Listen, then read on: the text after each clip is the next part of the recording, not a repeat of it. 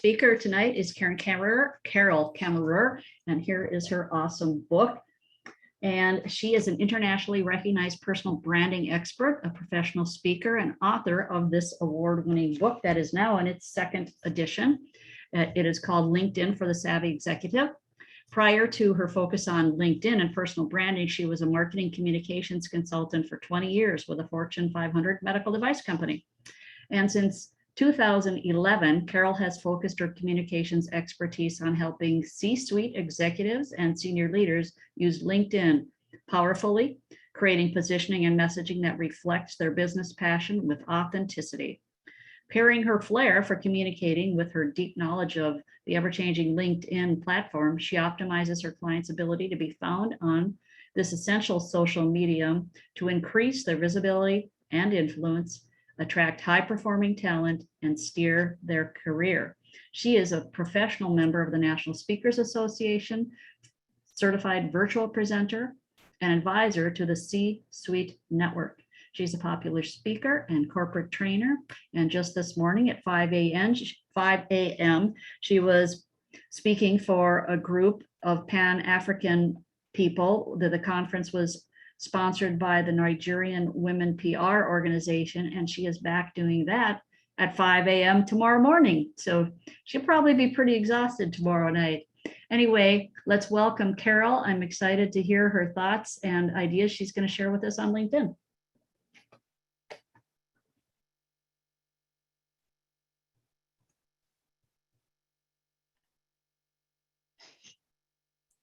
Carol, can you unmute yourself, please? Yes, I thought the host would like me to unmute. I would like me to unmute too. I'm trying. So I want to share my screen also. And so we'll see if we can accomplish that here. All right. Sure. Okay. Do you see my presentation? Yes? Okay, so your LinkedIn profile is speaking for you all the time, but perhaps you're not too pleased with what it says about you. Perhaps it doesn't really reflect who you are. That's what we're going to talk about today. So we have 7 seconds, only 7 seconds in which to make a first impression. And that's if you and I are in the same room. Now, the Ladders did a survey, and they were studying people who were looking through a stack of resumes, recruiters who were looking through a stack of resumes, and they came to a first impression of the candidate in 5 seconds. Now, I don't know how long it takes to make a first impression on LinkedIn, but what I do know is that many of our first impressions are made of other people on LinkedIn. So my goal for our time together tonight is for me to share a little bit about how you can be memorable on LinkedIn. We really don't want to look like everyone else. We really want our LinkedIn profile to be exactly who we are, only online. But so many profiles are so empty. Now, I know that the most memorable profiles start from right here, from your heart center. Or, because I am a marketing person, I would say your personal brand. Now, there are many ways to get to personal brand. I've seen instruments with 70 questions that are branding questions to help you identify that, but that's just like way too much. Can't expect that. So I have honed down the questions that I ask the people that I work with directly to 3 questions. Why did this stop? Let's see here. I don't know why this stopped. Okay. So the first question is, what are the 3 things you want to be known for? So it sounds like a very simple question, and it is. But it may not be so easy to identify just 3 things that you want to be known for. When someone asked me for the first time, I wanted to be known for 6 things, right? 6 things, extra credit. But the problem is that 6 things, or even 4 things, make you look unfocused, whereas 3 things are memorable. And that's because our mind is hardwired, our brain is hardwired to remember things in groups of 3. So if you're taking notes, that's question 1. What are the 3 things you want to be known for? Question 2 is, what are your differentiators? What makes you stand out from the crowd? What are your superpowers? What do people come to you for every time? So number 2, what are your differentiators?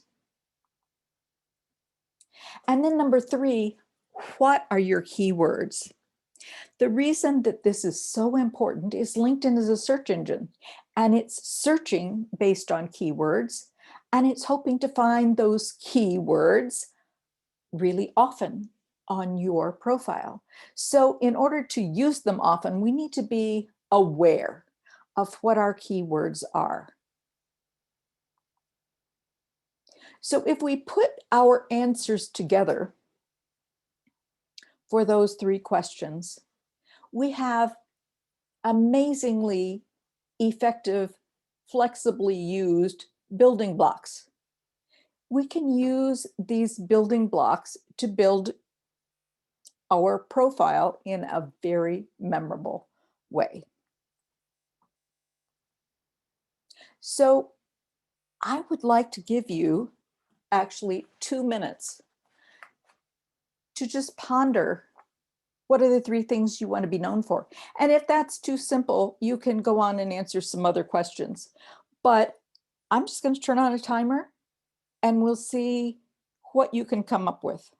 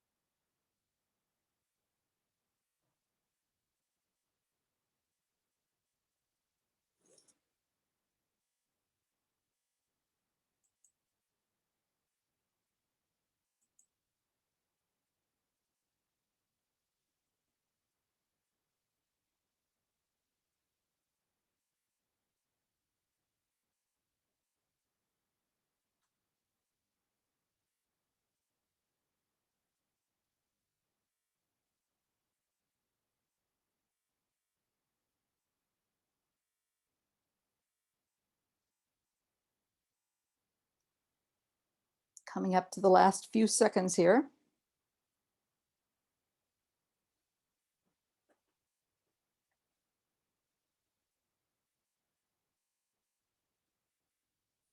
And stop.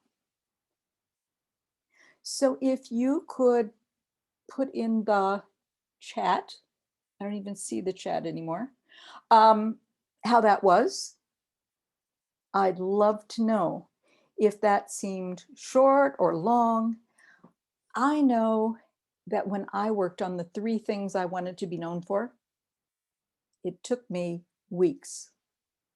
And that is just because I had so many things. I could do a lot of things. The problem is that when we say we can do everything for everyone, nobody believes us. When we put 4 or more things in our headline, we look unfocused. And when we are unfocused, we are not referable and we are not hireable. And so that's why this exercise is so very important.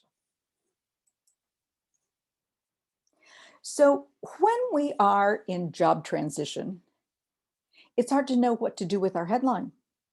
LinkedIn autofills our headline, and they do a pretty poor job of it at that. But they autofill our headline with our current job title and our current employer. And that, if you are not currently employed, isn't working for you well. So what do you do with that headline? I'm going to show you how I answered that question for several of my clients as a way to help you understand what you can do with the 220 characters that LinkedIn gives us for customizing our headline. So this is my client, Mark Stackow, and when he came to me, he was leaving Optum, and he had had so many positions that there wasn't one job title that stuck out. And so we created a functional job title. These are the areas where Mark has always been deployed at Optum: strategic growth and customer focused. So to that, we've added the 3 things that he wants to be known for. He wants to be known as a transformational leader, as a problem solver, and a developer of people. When we came up with these 3 things that Mark wanted to be known for, it took us a good long time to narrow them down and, get them to stay put. It can be hard, but he was so proud that these 3 things really represents how he has shown up throughout his career, that when he formed a consulting company, he maintained these 3 things in his headline. He said, "This is awesome information for me." So this is my client, Kirk. Kirk came to me when he was vice president at Medtronic. He was the vice president of finance at Medtronic, and he really wanted to be a chief financial officer. So instead of putting his current title in, we put CFO after senior financial executive as a placeholder for his current functional title.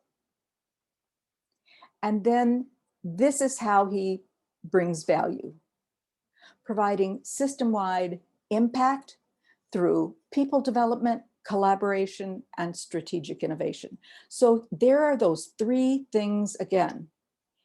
Plus, he's demonstrated his differentiator. It is that he brings system-wide impact. Here's my client, Joe, who is a restaurant critic, a restaurant helper, a restaurant consultant. We created a new title for him: restaurant executive and project representative. So he works for owners to turn their restaurants around. And instead of the 3 things he wants to be known for, we put his superpower, his differentiator, delivering all aspects of hospitality from concept through to execution. There are very few people in the restaurant industry that can do that, and that's why it is his differentiator. Okay, so I'm hoping that that is gives you some ideas of what you can do with your headline. This slide has way too many words, but what I want to show you is we need to write a lot of words because LinkedIn is looking for your keywords. And when you write about who you are and you write from your place of passion, you're naturally using your keywords. So 3 things to notice about this slide. One is that the About section is now 2,600 characters, which is more than you see here. This was written when we had 2,000 characters to use. Second thing to notice, we write in the first person. This is the language of engagement. We want to woo those people that are right for us, who could hire us. We want them to have an emotional feeling that is very positive about us. So we're writing in the first person. And the third thing to realize is at the bottom, I always have the contact information. So put your email there. That's where we want to see that. You usually would have your contact information in your contact information button, but people can't see all of your contact information unless they're connected to you. So if you've, in the About section, sold them, you want to make it very easy for them to connect with you. Okay. The next problem that people who are in transition have is what to do with their current position. So you could leave it blank. One of the things that's not okay is to keep your prior position open forever. So if the job ended more than 2 months ago, you really need to put that it ended. And the way to do that is instead of to present, you give it a date. I recommend that you give it a date, just the year. As a matter of fact, if you are over 50, I recommend that you take off all of the months off of your LinkedIn profile. You can keep them there, it doesn't matter to me, but that's something that we do because it makes it a little bit harder for people to say, oh, I think that person has been in transition for 9 months. You know, let's vague that up a little bit. So your job, your last job, either, you know, it just ended with a year. Okay. My recommendation is that you put as your title up to 3 titles that are essentially equivalent right there in your job position space. And then I recommend that what you do with your company is describe your ideal company that you'd like to work for next. Small to mid-sized manufacturing company in Minnesota or in the Twin Cities. Something to that effect. You can also use your name as your company, but that doesn't give people an idea of what your ideal company is.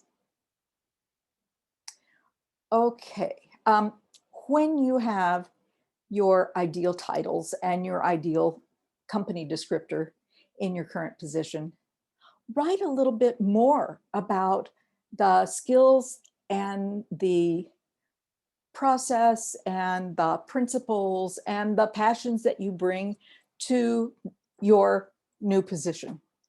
Just tell us a little bit more about you and how you expect to add value. Steer clear of words like available for, looking for, seeking, all of these words can get you thrown out of consideration because people who are searching for candidates, headhunters, sometimes filter out those people that are not currently working, and they do that using those words. Not fair, but it's true, and I want to save you from that sorrow of finding that a word that you used got you disqualified. Okay, this is an example of what a job position in your experience section should look like. The first paragraph should tell a little bit about the company and give us a sense of context so that we understand whether you're working for a big organization or a little organization, where they did business, etc. And then the rest of the text should be in bullet points, and it should be your accomplishments, not your responsibilities, but what you accomplished. Because people know that when we accomplish something in the past, we will be able to accomplish again. And we want to demonstrate that as often as we can.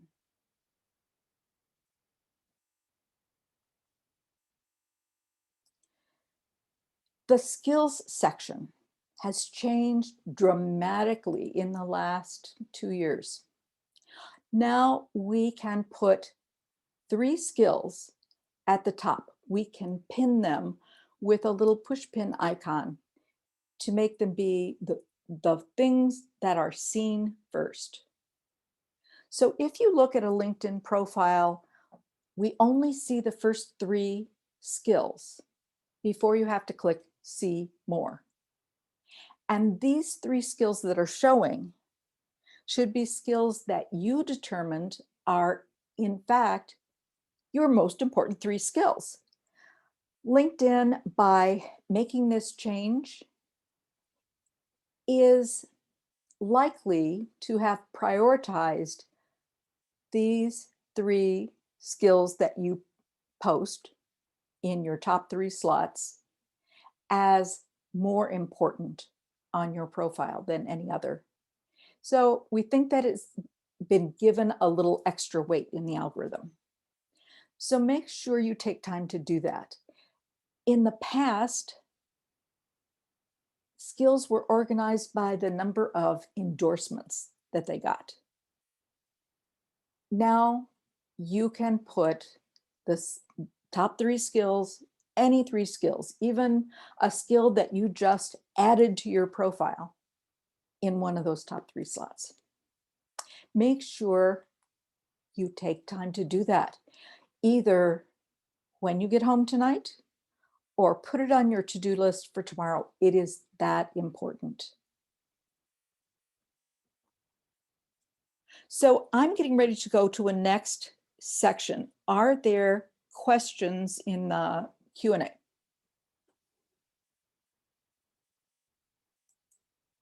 Yes, there are a couple of questions, Carol.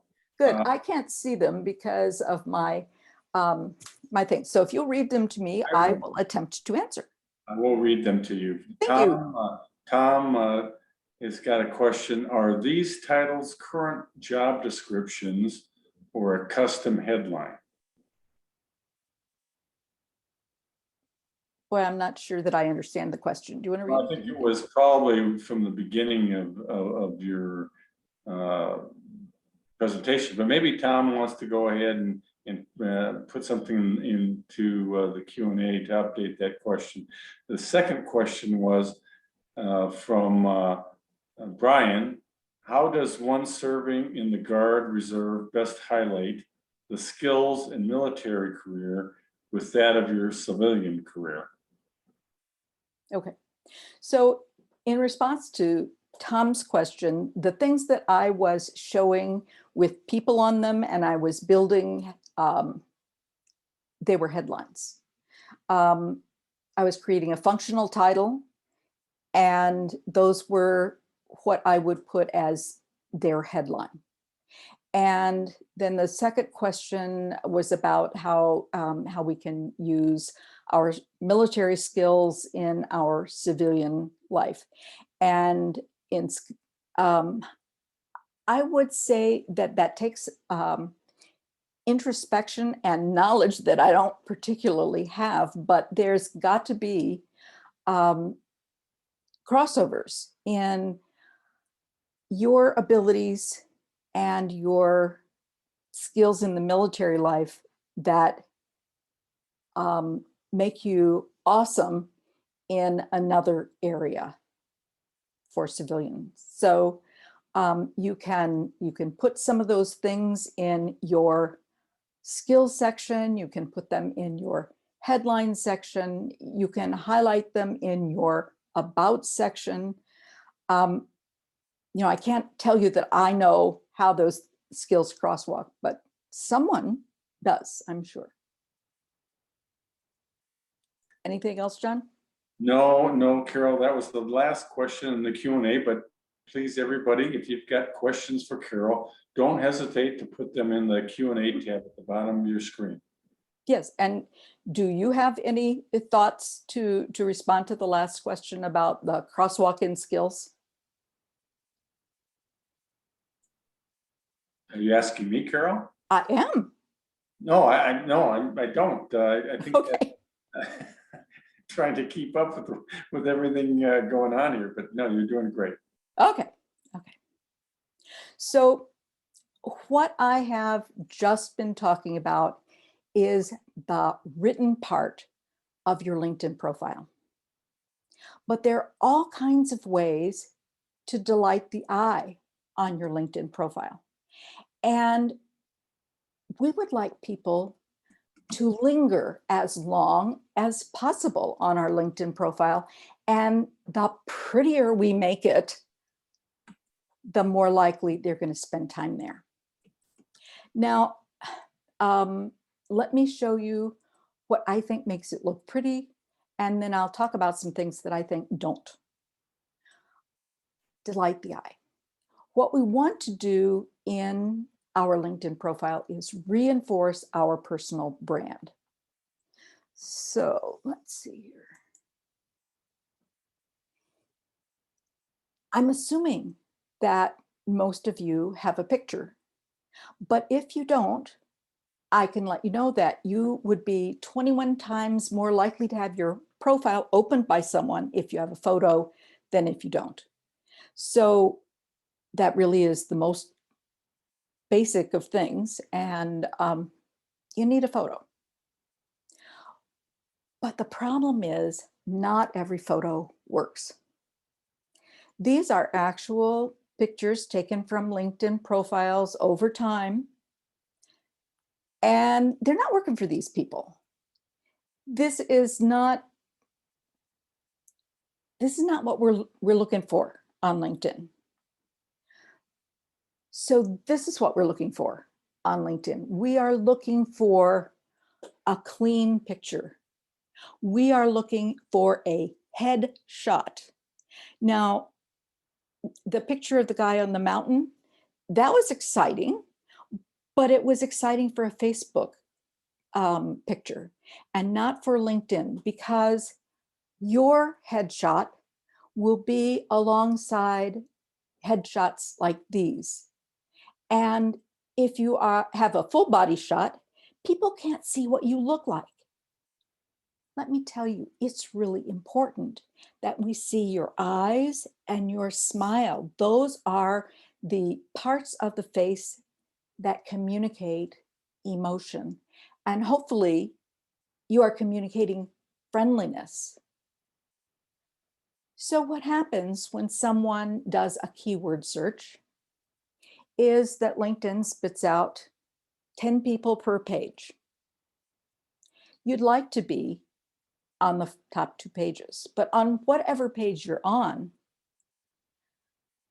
if the person is going to start contacting some people from the page that you are on, you've got to know that they're going to start with the person whose smile makes them smile back.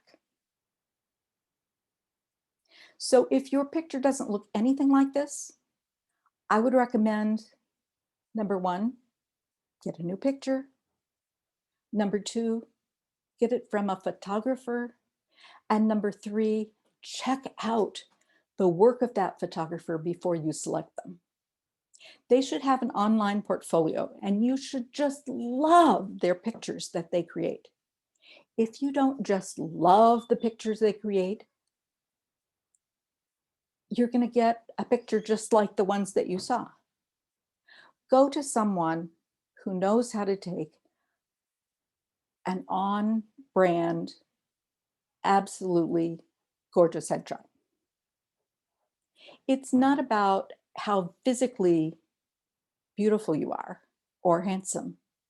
It is how arresting you are looking right back at them. Each of these people that I'm showing you here look like they're looking out of their photo frame right at you. And that happened because they were looking right at the camera. So it's something to think about. Whoop. Okay. This is nothing exciting to look at, but this is an exciting person. Tony Fisher has been my client for years and years, and he owns and operates a manufacturing facility in Cloquet, Minnesota called K1 Sportswear. And in Cloquet, they manufacture the highest quality professional sports team uniforms just like these. This is eye candy. This tells you without any extra words a lot about Tony's brand. Brenda, without too many words, is telling you a lot about what she does. Joe is showing you what he does. It's not likely that you're going to be able to show us, like those people did, what your brand is. But think about your brand. Really think about the attributes of the brand. Are you energetic and colorful? Excuse me, are you peaceful and calm?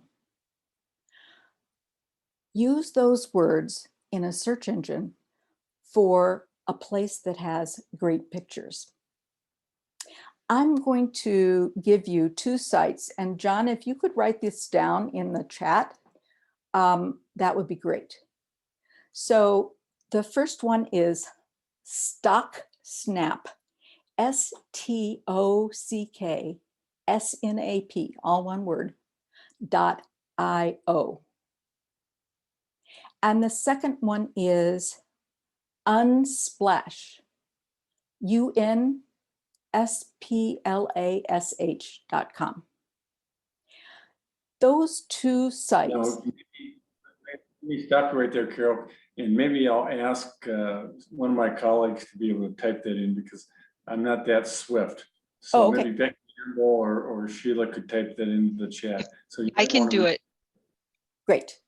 Thanks. Did you get them both, Judy? I'm sorry. I got the unsplash.com, but can you do the other? Oh, Becky got Unsplash too. Okay. The other one is Stock Snap. Okay. And she got that. She got that one too. Sorry. Okay. Thank you, Becky.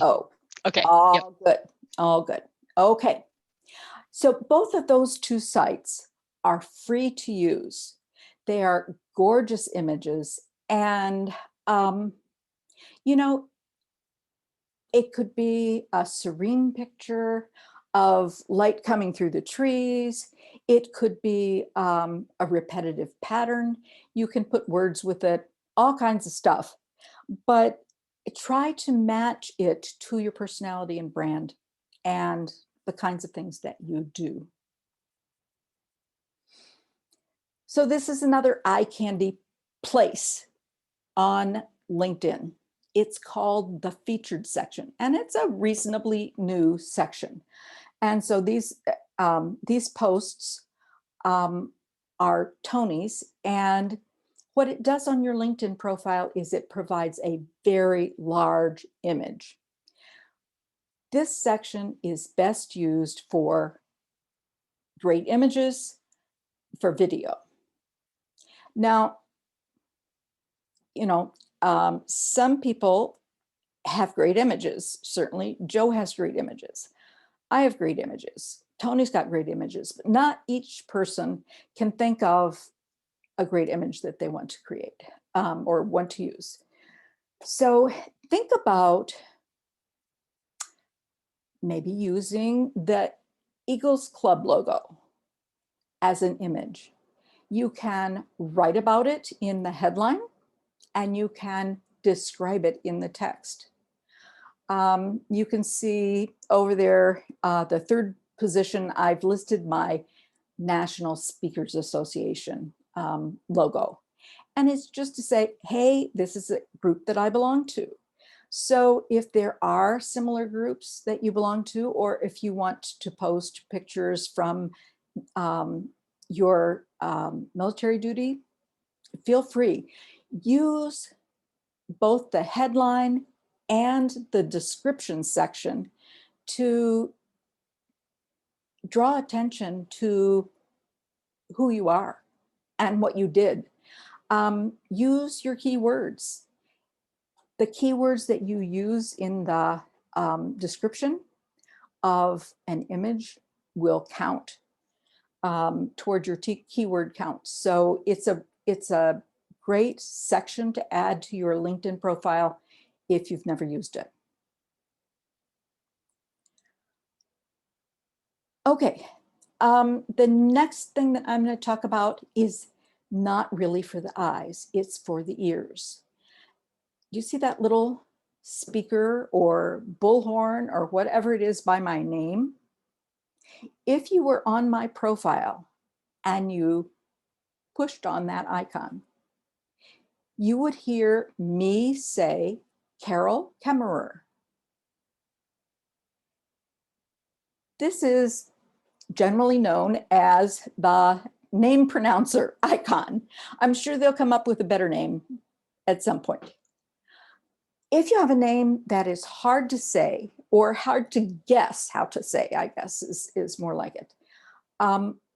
This should be something that you are using to help people. To be able to use it, you have to have the LinkedIn app on your phone. And then from there will be instructions on how to record your name pronunciation. When you've recorded it and accepted it, it's available for people to see whether they're on their phone or on their computer or on their tablet. But you can only get it to appear on your profile when you record it on your phone. This is a really neat feature for us to all be aware of because we're all going to meet with people from time to time whose names we can't guess how to pronounce correctly. And when you're interviewing and you can come right up to someone and say their name correctly when most people can't, that gets you some brownie points. It gets you noticed and in a positive way. So make sure that you pay attention to this. I've also run across people who are using it to re-record their headline or some marketing tagline about themselves. All of this is just fine. But just know it's a new feature. Okay. If there have been more questions, doesn't look like it. I could pause again here. There are no questions in the Q&A. Okay. Okay. So what we've done is so far we've talked about your brand.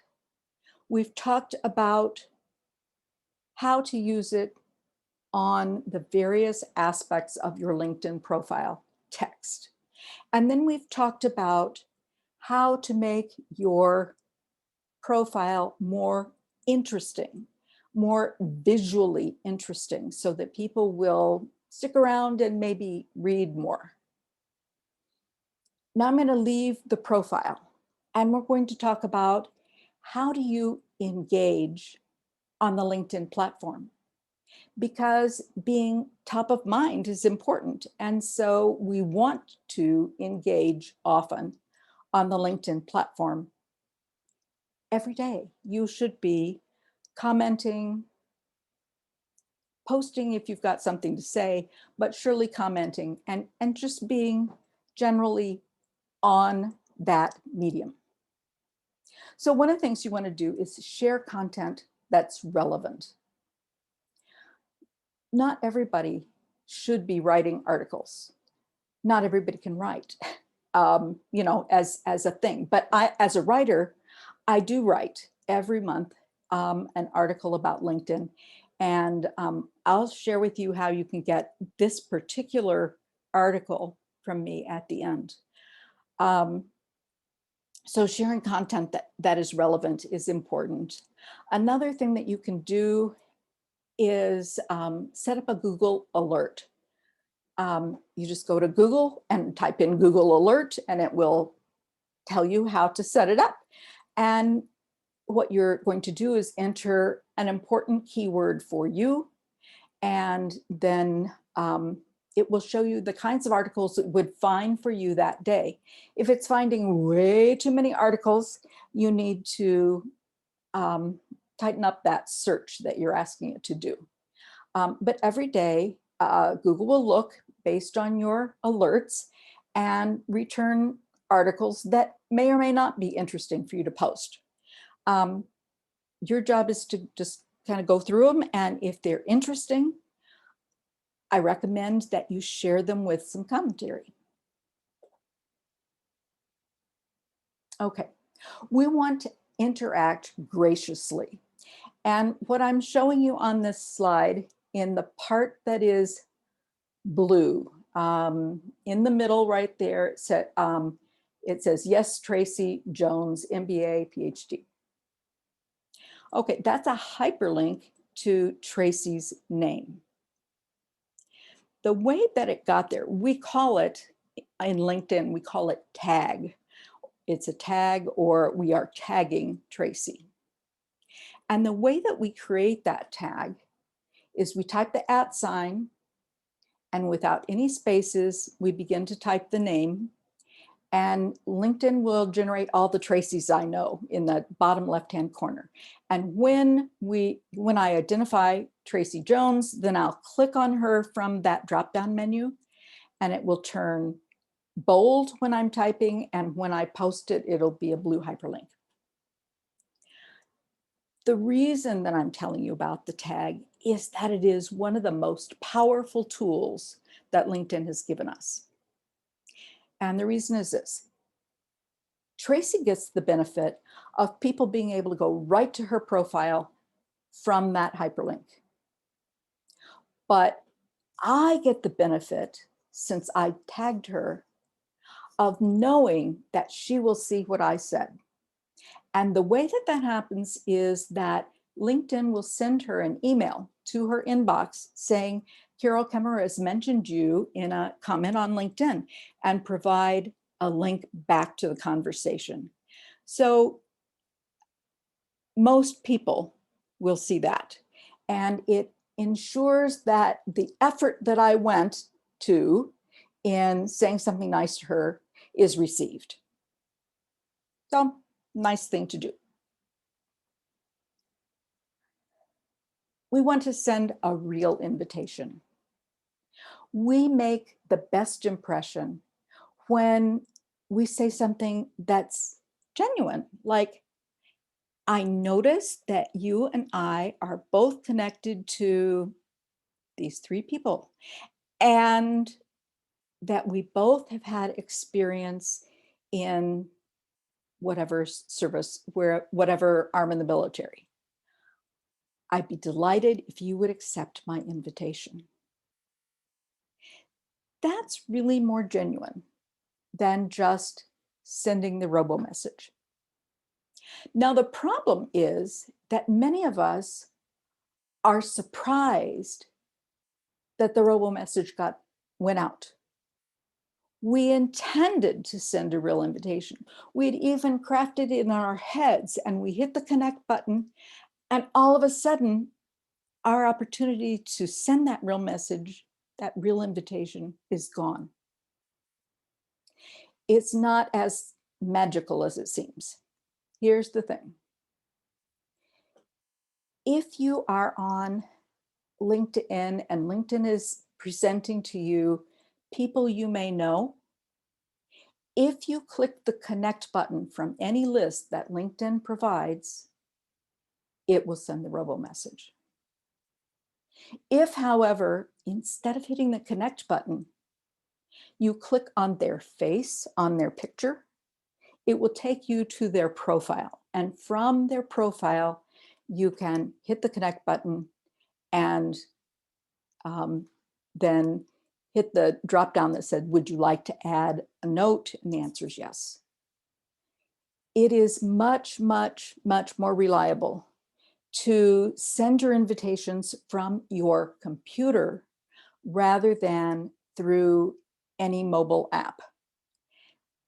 Every once in a while, they come up with a way that we can get to sending a real invitation from your phone or your tablet, but it changes.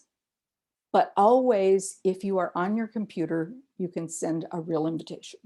So I recommend go to the person's profile, click the connect button, click in response. Do you want to send a note? I think it says yes, and then write your note. I always end it with something like, I would be so pleased if you would accept my invitation to connect.